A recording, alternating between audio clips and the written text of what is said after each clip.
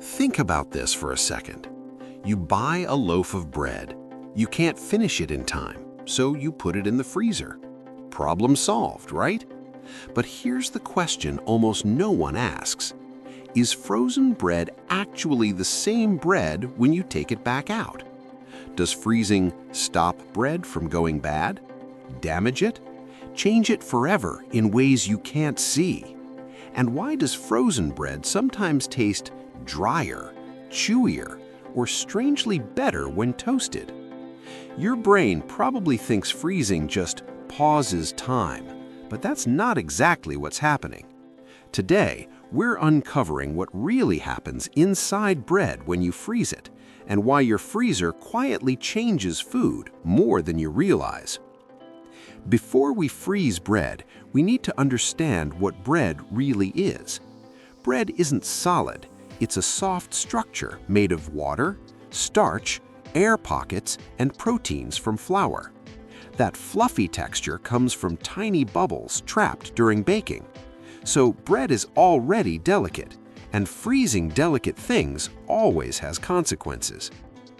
When you freeze bread, the temperature drops fast. The ice crystals inside turn into ice crystals. Here's the key part. Ice crystals expand.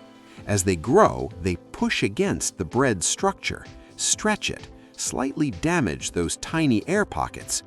This damage is invisible, but it matters later. Freezing doesn't destroy bread, it stresses it. Now here's the good news. Freezing stops mold growth. Mold needs warmth, moisture, and time. Freezers remove warmth completely, so freezing doesn't kill mold spores, but puts them into sleep mode.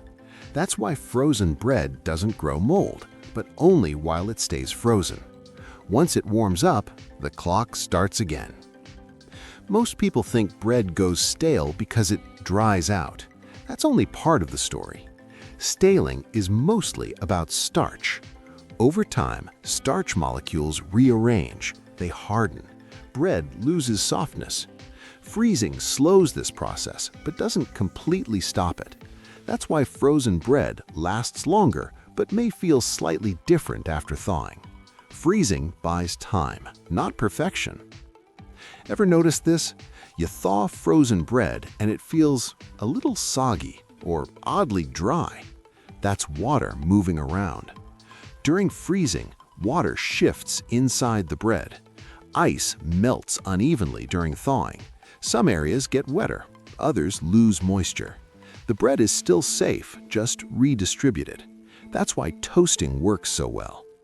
Toasting is like a reset button. Heat drives off extra moisture, re-crisps the surface, improves flavor through browning. That's why frozen, thawed, toasted often tastes better than thawed alone. You're not imagining it.